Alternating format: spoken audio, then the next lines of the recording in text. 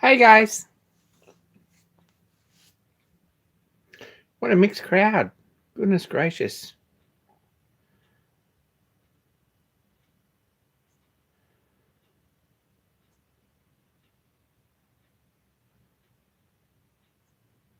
Gosh, where do I even start? Hi Craig and Tom, Mark Osborne,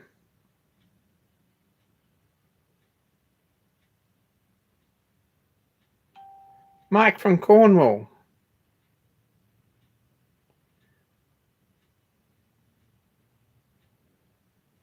Mr. Zeefish.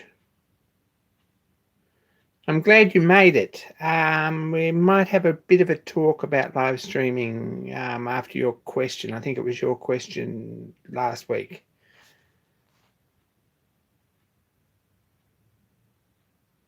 Hi Maddie, hi Chirpy, John McNamara,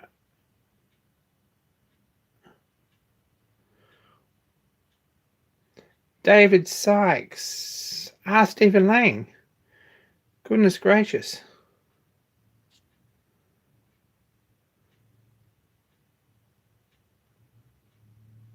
Copper sheet thicker than 1 mm is a bit tricky. I'm not sure where you even look for that. Let us know if you do find out. Probably electricians.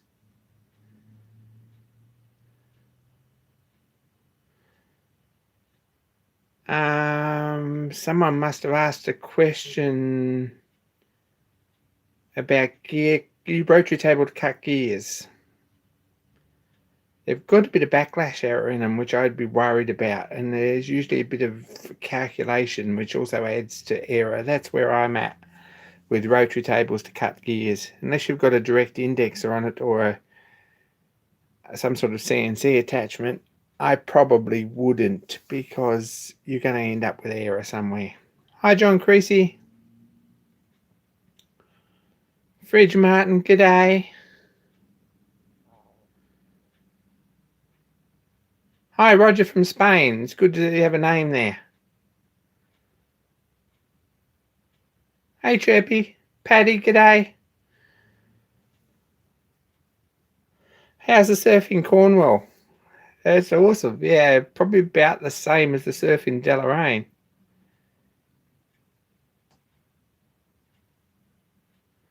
The link above is to Stefan Gottswinter's post, John. I'm not sure if that come through. Need to get one of you guys to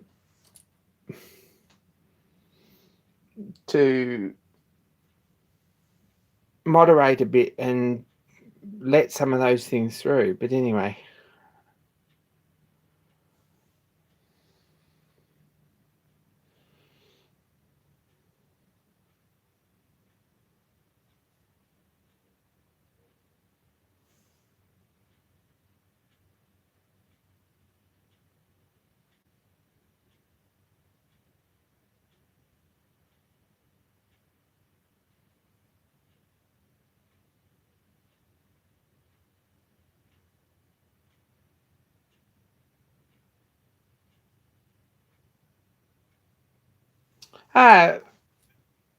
Kevin, g'day. Interesting gadget on the bench. This was actually an entry into the first tool making competition I ever ran, which is pretty crazy, blast from the past. And everyone's going to desert me for a click spring video there just popped up. Wait till we're done. It'll be better. Promise. Hal Pickering made a couple of these. I'm not sure this is the one in the video, but I'll put a video in the link, and there's a video at the top of the chat too if you want to click on it later. An Australian toolmaker here made this pretty cool marking gauge. Craig. I fine-tuned it a bit since, a little bit. I haven't heard from Hal for some time. I hope he's okay. He seems to go on and off Facebook fairly regularly, and I haven't seen comments on a video for a while. But he made this up out of a vernier slide, no, out of a 6-inch vernier. It's got a 0 point here and a half thickness scribe, so that sets right on 0. And you can adjust it to scribe to an edge. And it's got another pin here that's 5mm back, so you could add 5mm to scribe a circle, which I don't think I've ever used. But for marking out small parts,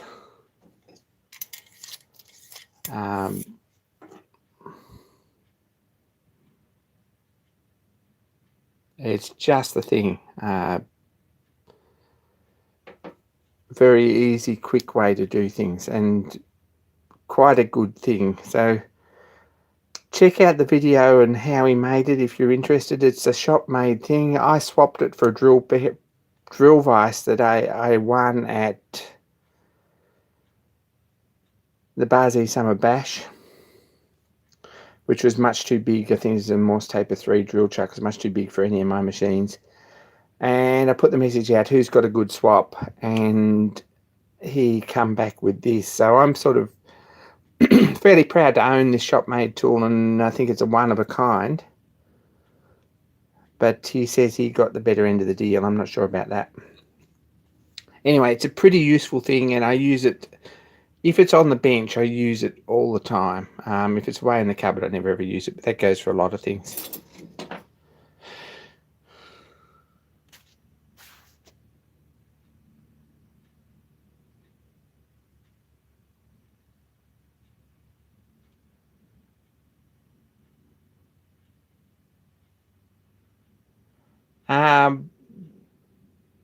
Yeah, Maddie, it's not for sale. Feel very privileged to own this, and it's kind of a pretty good tool. For marking lines along straight edges of parts, it's just the thing. You can set that to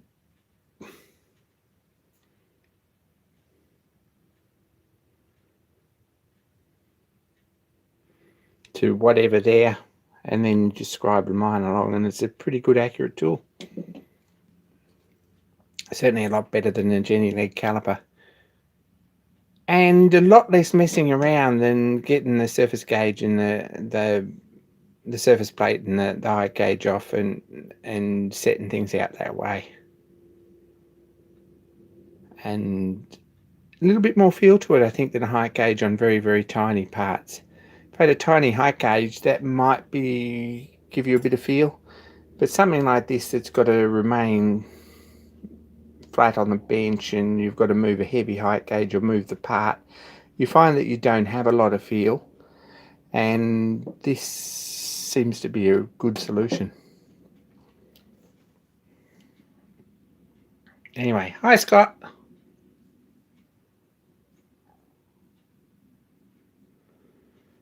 Cool, Paddy. I'll check it out.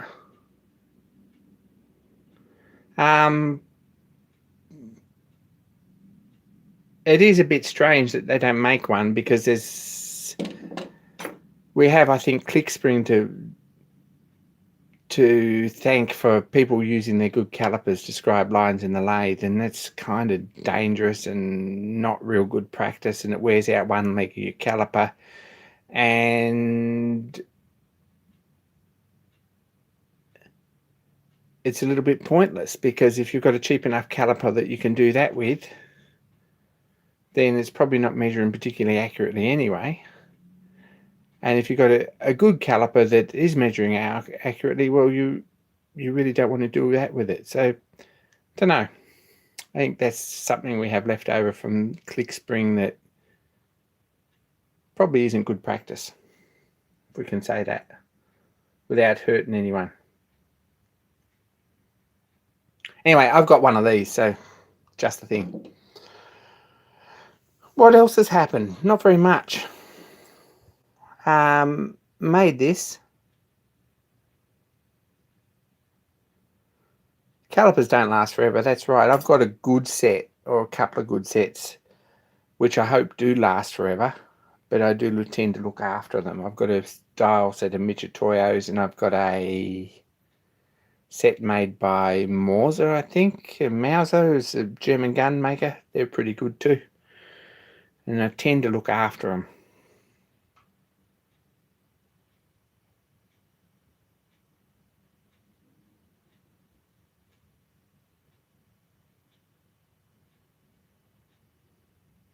And we don't talk about dropping them. It happens, yeah.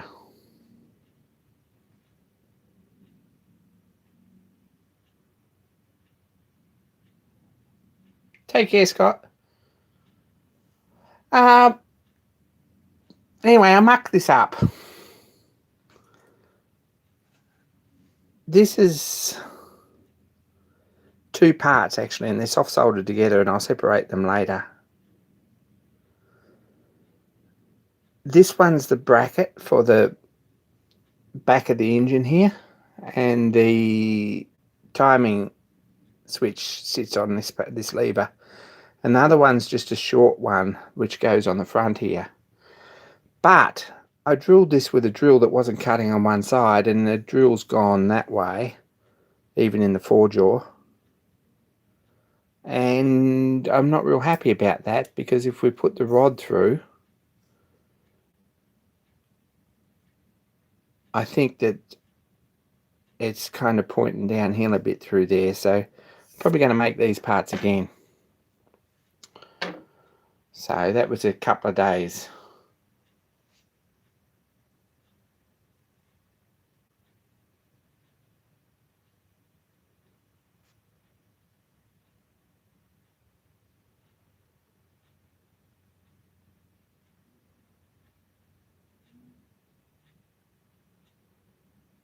Hi Ian, good to see you. Now, next job. Bore it out and sleeve it. There's not a lot of room in there, and probably that's not a bad option, but I'm probably just going to make another one. Oh, this vise. Anyone's been following this, really want a woodwork vise for copper work and brass work, sheet work, stuff like that, filing and filing sheets. And I got this at a market for next to nothing, and I've given it a bit of a clean up and a paint, and thought, well, I'll put some jaws in it on the weekend. However, this is bent. If you have a look, that's how much the front jaw's bent. And while you could clean this up on an angle and screw it on and have it straight when it's locked up there, I believe these rods have got a bow in them, and as you move it back, it's not going to clamp up parallel all the way back. So if you've got something a bit bigger, it's not going to hold it tight, and you're going to do it up tighter, so you're going to bend it more. So I'm not sure whether I want to straighten it, which probably is quite a job, I think, or whether I'm just going to toss it out and go and find another one. It's probably the answer, because I don't think I'll ever be happy with this. Could straighten these rods and get them somewhere close so that they're the same, they're parallel at this side, right out and right in. But they're fairly tight sliding tolerances there, and this is bent just here on both ends mostly, but there's also a curve all the way through. So I'm not sure about that. Probably I'm going to go and buy myself a new record or something like that at some point and use that. Bit disappointing.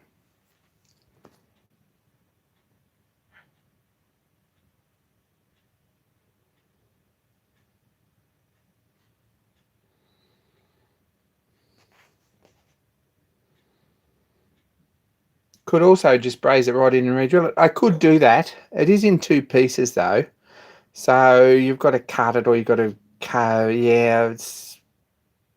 lose a lot of alignment doing that. I really can't think of an easy way. So it's just 2 bits of bronze flat like that, I've got plenty of it. That's another one cut already. And I'll cut them out and soft solder another couple of bits together, and it'll only take me an hour to make them again. Might take longer to get them sort of all set up.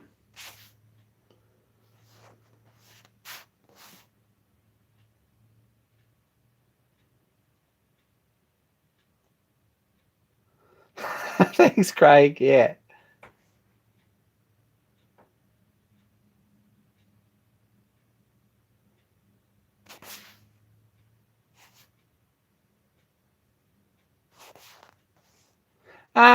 Not sure making new rods is really an option. I thought of that, but I think these are cast into the vise here. I think they're part of the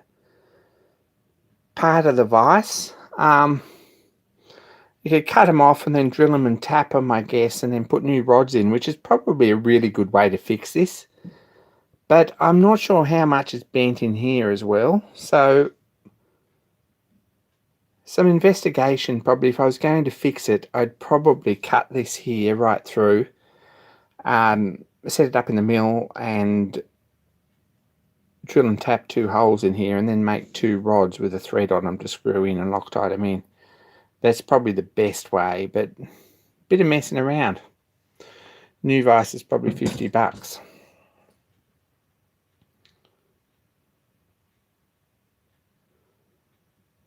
And new casting, so that's just not going to happen.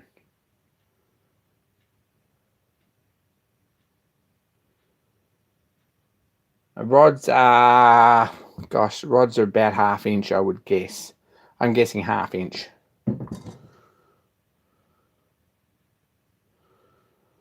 If you get some 20mm linear rail, well, you could too.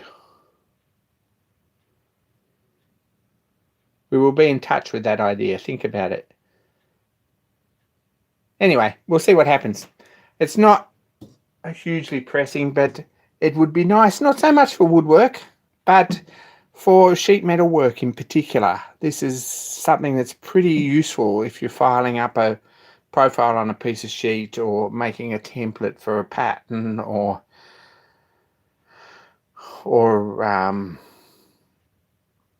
you want to file the edges of a piece of brass or steel sheet so that it's a nice neat shape after you've marked it out. That's where this vise shines, really, just to hold sheets, that sort of work.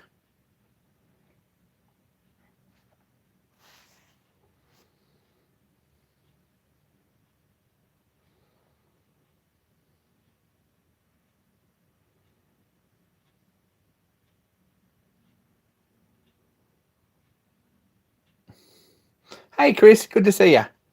Anyway, that's something that's happening. Live chat, I guess you all know how this works by now. Some of you don't, and a lot of you don't join in because it's all a little bit difficult. And I know there's a lot of people who would like to join in.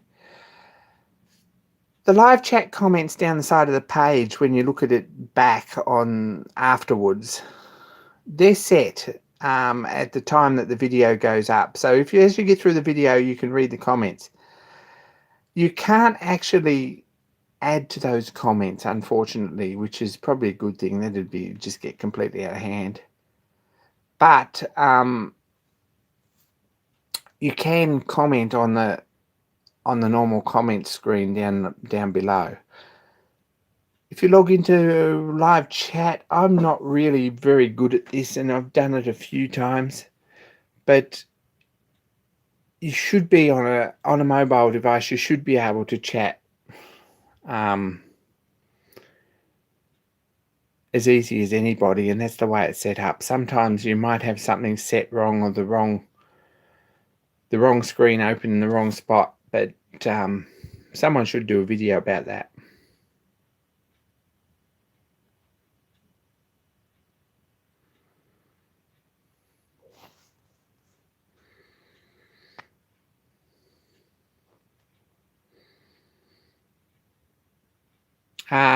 Chris is on mobile. Do a video about it, Chris. All your spare time. I'm not sure about that fridge. It's a bit interesting. I'm not sure. I'm not an expert. I'm going to lift this up a bit and check out my subscriber count. That's pretty awesome. Thanks heaps to all my new subscribers. Really good to have you aboard. I'm going to have a video out this week about the crazy thing I did this weekend. It hasn't happened yet. It's ready to upload. It'll probably be out tomorrow night.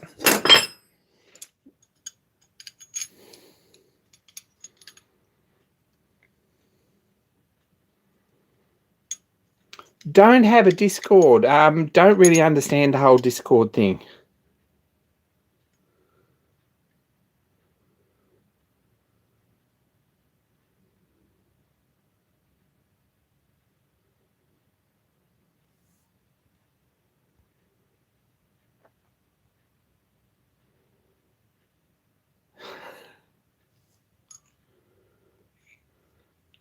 So the other thing I've done this weekend is replace this screw. This is long overdue. I've had this piece of thread and 2 nuts sitting here in a box or in a drawer for about, since probably March, is it? Something like that. And it was getting pretty bad.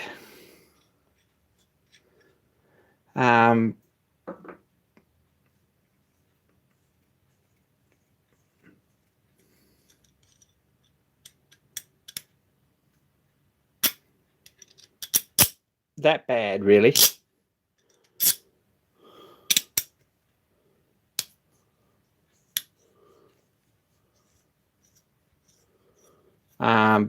This nut's about had enough. There's not much thread left in there. And this is a bit worn in the center. But this is a square thread, and I've put new trapezoidal 2mm metric thread in there. This is a hardened thread. It's really quite nice. And I found 2 nuts, and I made one like this that goes in the main body with a pin to retain it. And I made one like this, which was a top hat section or a flange nut with 2 screws to adjust the backlash. And I've installed it all this weekend, so I'm pretty happy about that.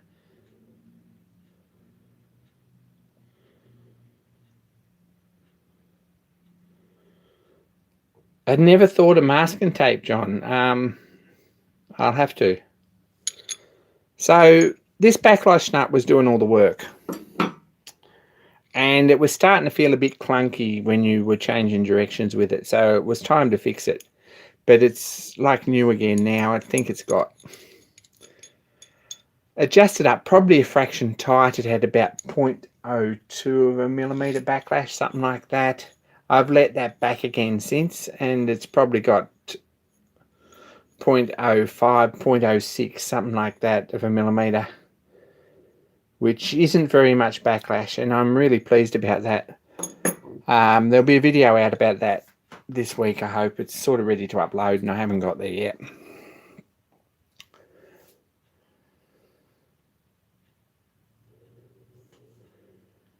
Gosh, Paddy, I thought you were here, and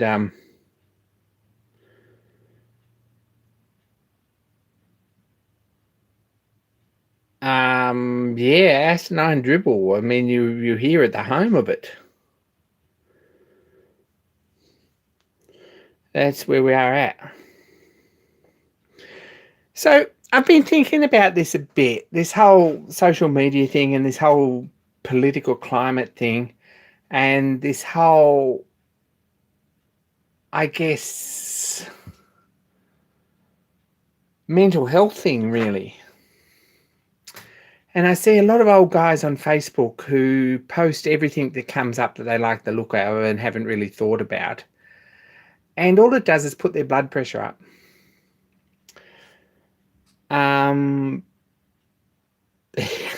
It would, John.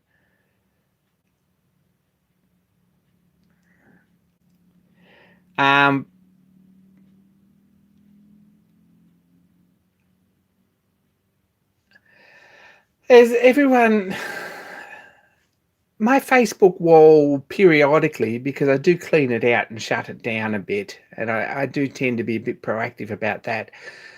But periodically it gets bad enough that you can't scroll down it without getting a lot of hate and a lot of misinformed opinions and a lot of crap that no one really wants to listen to and no one really cares about, and you're not going to change anyone by actually posting it.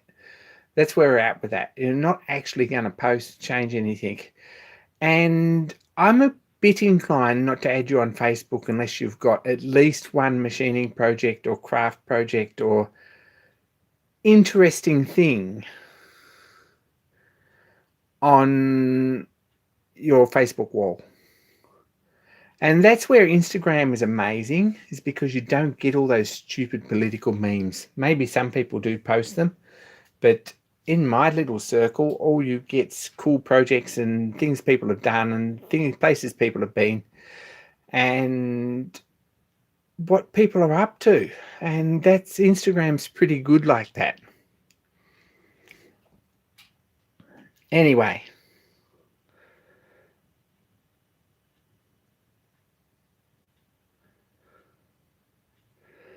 Starts with an A. Most of them, Paddy, are 70-plus-year-old guys who are feeling frustrated.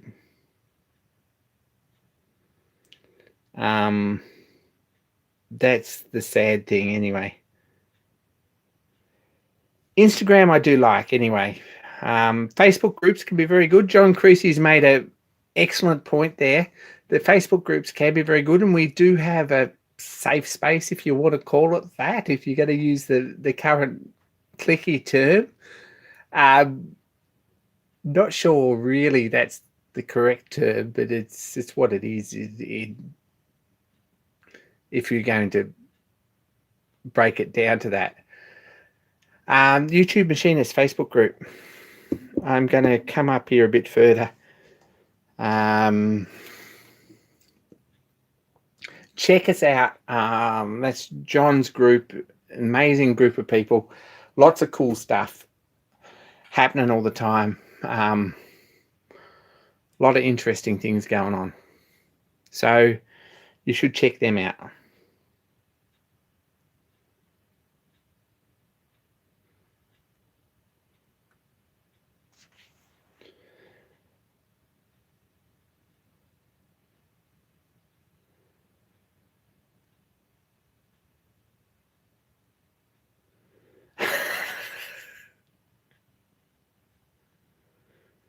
Raymond, it's good to see you post there sometimes. That's really awesome. So what else have we got? No real news, but I don't know where I was going with that whole social media mental health thing, but I do have sort of a video I've been working on. I've got a couple of pages of notes, and I don't really know whether to put it together or whether I'm the person about that whole thing and about what you can do to sort out how you can find someone to help sort out your depression and when things get you down and find some direction. I don't know. I think maybe I know something about that, but I'm not sure. Anyway. Ignition update.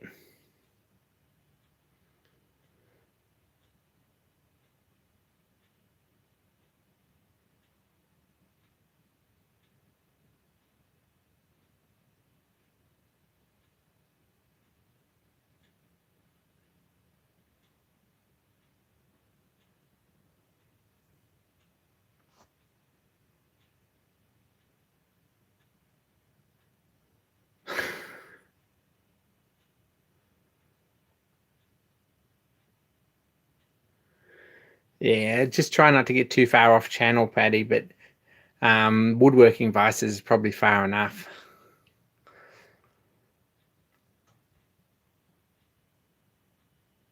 What else? Ignition update. Yes.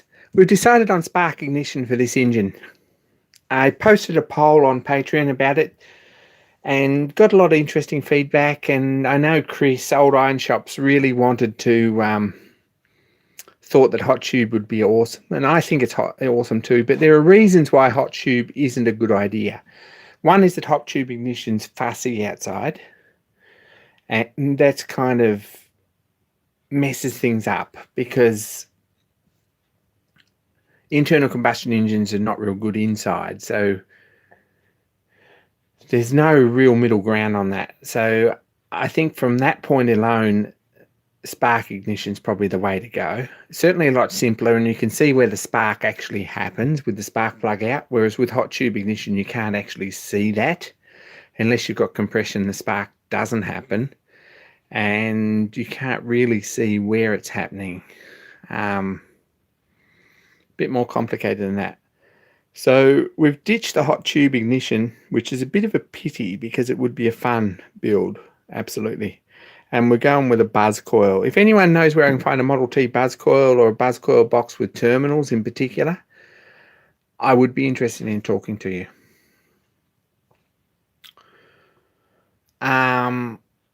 But probably I'm going to wind a coil and make a buzz coil box and do it all that way. We'll see.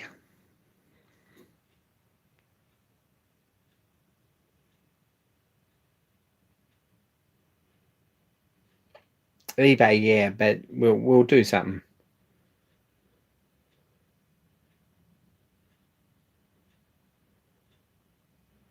Sorry to hear that, Mike.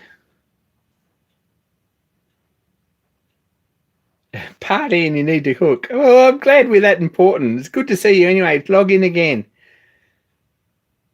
Anyway, Toowoomba swap is on in February. Yes, I might make it or I might not.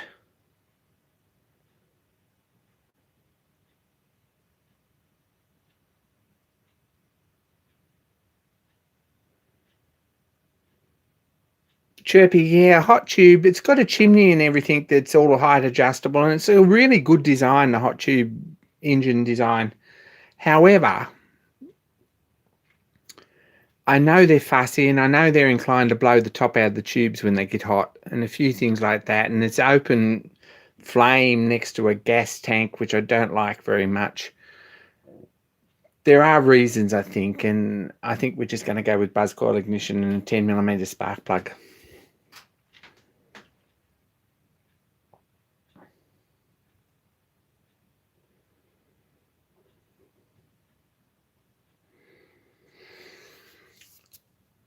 What else? New stickers this week? Not really. I got one from Kevin last week. I'm having sticker withdrawal. Not really, actually. I've been off the internet a little bit the last couple of days because of problems with telephone, but got it all sorted. Couple of new videos I noticed from, gosh, where are we? Not quite high enough. Let's go right up here.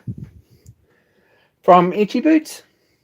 If you're interested in adventure motorcycling and travel and lots of good fun, check out Ichi Boots. And no affiliation there, except it's a really good channel. Active Adam, if you're watching this, thanks for the shout out the other week at the end of your video. That is great. Really appreciate that.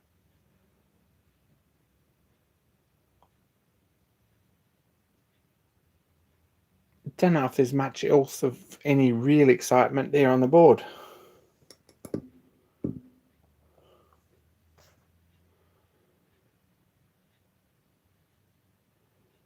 I have a parcel on the way, Maddie. I posted parcels to Adam Carmichael and David Hugh and you this morning. So I'll talk to you about that in a minute. I just saw your SMS.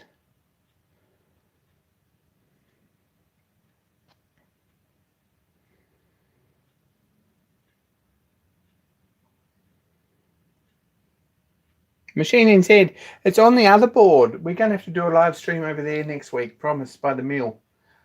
There's a few new stickers up over there.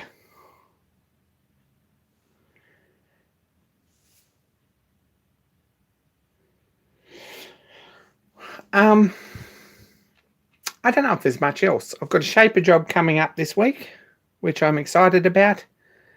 I actually had a gent who's restoring a diesel 1940s diesel shunting locomotive in Argentina who needs some parts made for a fuel pump. That might be a really fun job, and I'm sort of looking forward to if I can take that on. It'd be really good.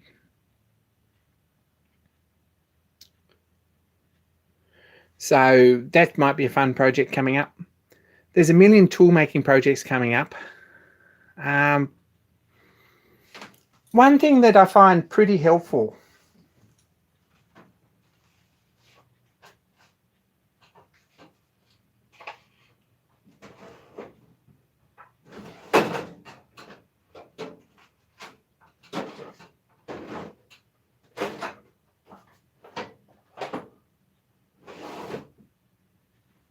I've got no idea where it is. But one thing I find fairly helpful is a depth gauge or a depth micrometer on the mill. And it's a bit of a pain because you've got to wind it in and out, and then it reads backwards, the one I've got. And you've got to get used to it again every time you use it. So Tom Lipton and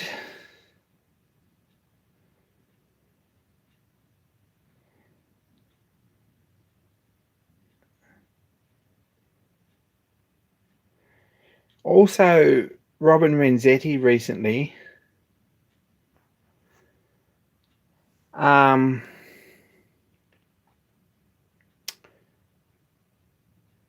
had a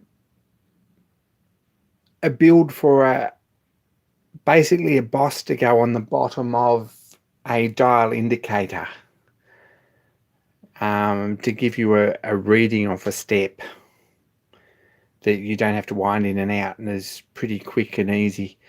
If anyone knows where to find that in Tom Lipton's videos or has seen it recently and can send me a link, I'd really, really appreciate it. But I'll have to go trawling back through it. Base for a dial indicator.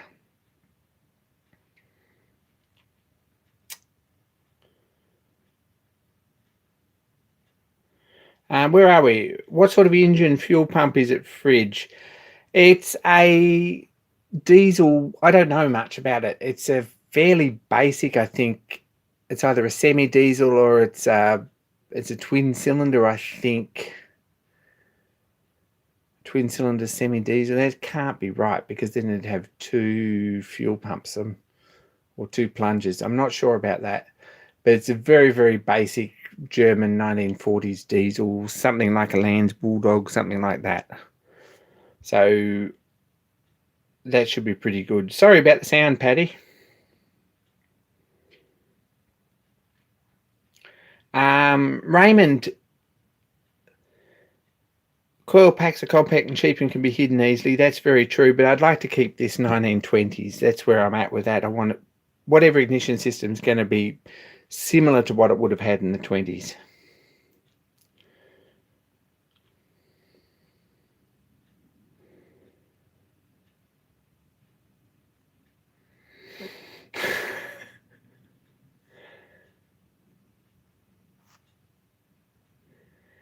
Anyway, if anyone knows anything about that or where to find it, that'd be great.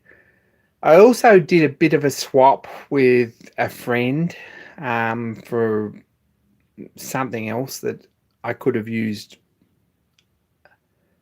quite a lot in this build, and it might be here before the end of the week, and I'll get to use it for the next itineration.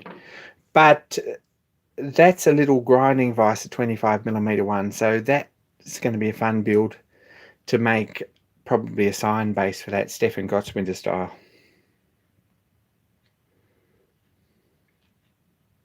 Thanks, Craig. That's really awesome of you to say that. Time gets away, and I'm always a little bit.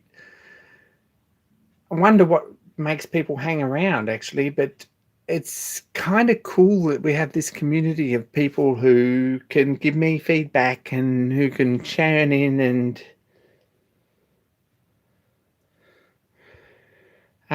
we will be in touch, Fridge, about that.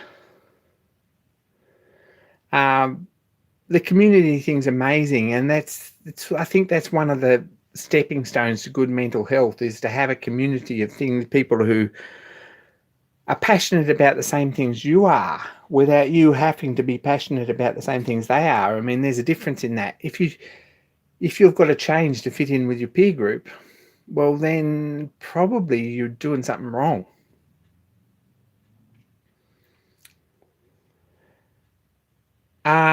We're going to have a go at that, old iron shops. Chris, we're probably going to have a bit of a go at that, but it'll be because he's been a help rather than in spite of it.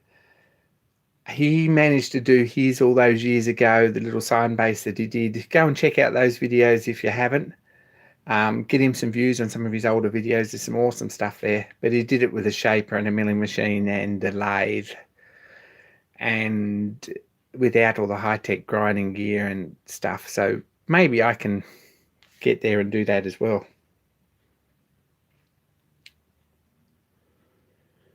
Now, I've got this silly idea, and I'm going to put it out here. I really wasn't going to, but I will. What I would like to do is make a blog or another channel or something like that. I'm not sure how to work it, but I would like to have a channel that concentrates on one topic with lots of guest videos from different people. And I'm not sure how that's going to work. The channel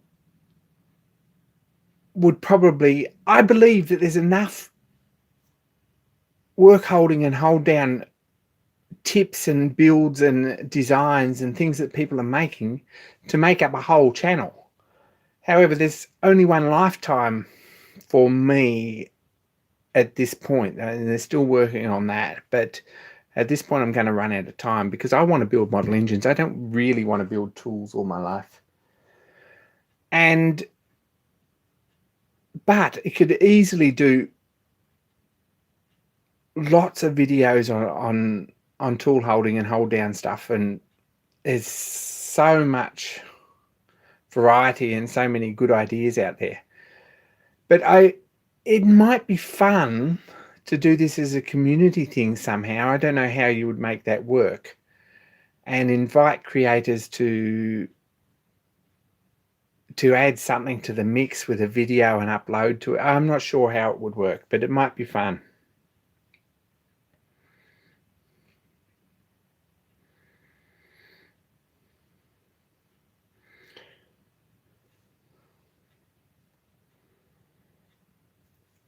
Craig, we might be in touch about that.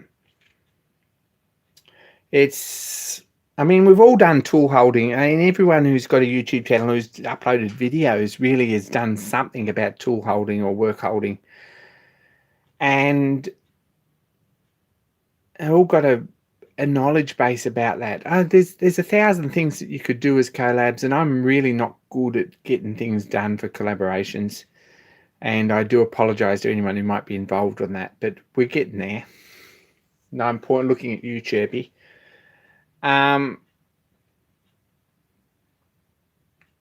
But I am reasonably good at organizing other people, I think, I hope, or getting people motivated to do things, even if I'm not very good at doing things myself. So in a roundabout sort of a way, I don't know if that's a good idea or not, but have a think about it. And anyone who might be interested in or have an idea about how that might work, you could hit me up.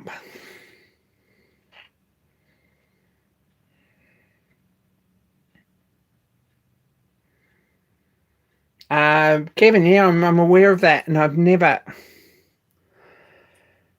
really done that, because what I would like to do is to set up an area where I could have my desktop here with the control panel for the live stream on it, so that I can actually see what's going down rather than just messing around with this stupid telephone, which is all I've got at the moment.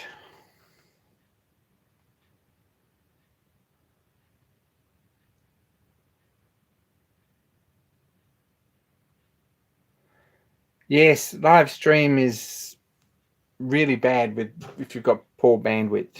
I appreciate that. 8 to 10 seconds. I've actually tried to speed it up, the latency up as much as I can in the settings, but sometimes it doesn't make any difference. I appreciate that.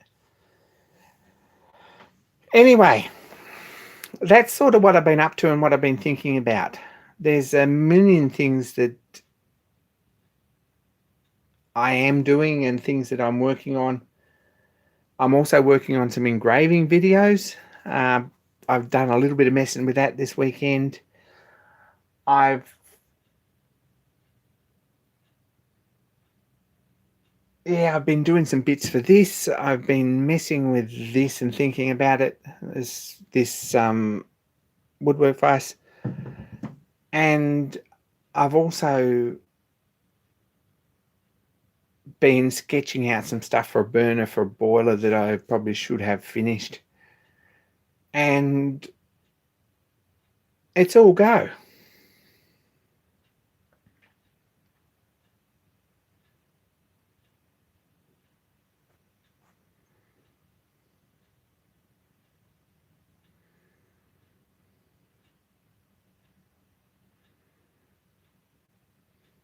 That's good. There is a whole control panel on YouTube for live chat.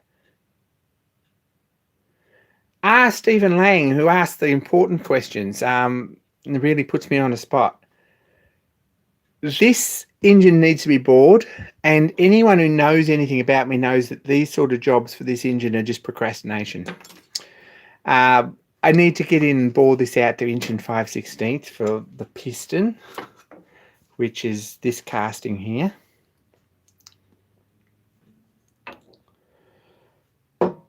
And I haven't done it yet because the friend whose machine that I was going to use is actually pulled apart being repaired, and I'm not sure when it's going to go back together.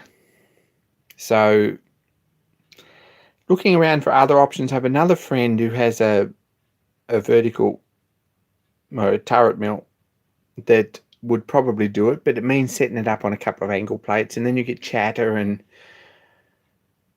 you've got to have getting everything square. I don't know if I really trust that particularly well. So I'm still thinking about it. I would like to do something this weekend. It might be the one after, but in the next couple of weeks, we're going to have a video with this being board. But there might be another video before then with these parts in it and how to make them. And there's only 2 videos left in the Kenny series of the little traction engine, and then we move on to building this. So far it's been quite a project. So look out for them.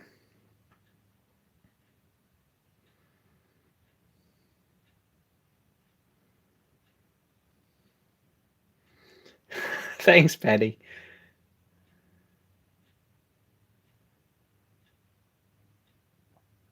That might be a really good option, Chirpy. I'll look into that. And Craig, tempting as it is, I'd like to do it, and I'd like to have some control over it being done. It's something that I'm nervous about too. It's got to be lined up exactly to these 2 pads and 90 degrees to this crank. And it needs to be on center this way and this way.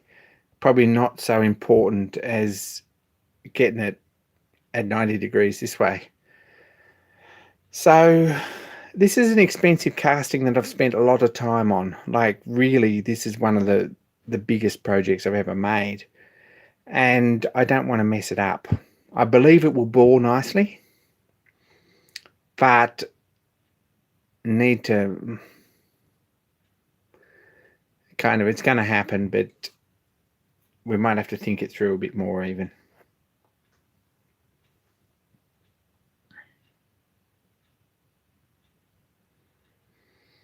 So eventually this will get done, and once it does, this engine will move ahead pretty quickly. We can machine this, we can organize a conrod, which JB from Aussie I think is probably going to have a go at. We can put the head on, we can put some valves in it, we can check the valve timing, we can make the cam, and from that point, the engine's nearly going. My mill is just way too small. I haven't got the travel here for the length of the cylinder. That's where we're at. This is about, we use this worn out rule. I don't even know where that come from, but we've got about 4 3/4 inches, something like that, 115, 120 millimeters from this end to this end. And I don't have the wire travel. I do just have the travel, but only if the boring bar starts right here. And it's a very short boring bar, and then,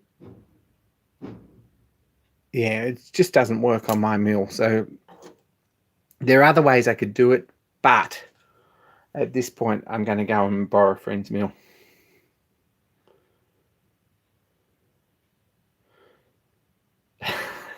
Poor mailman, Paddy. Anyway, that's probably about me talked out for tonight. I really, really appreciate you guys coming and spending some time with me. I really do. That's an awesome thing that you do. More than you could ever know, really. And it's good to be able to give something back into the community. I have a lot of harebrained ideas. Most of them never ever come to fruition. Don't take anything that you read or hear in this live stream as being something that you're ever going to see on this channel. That's probably, yeah, it might never happen. I may not live long enough, but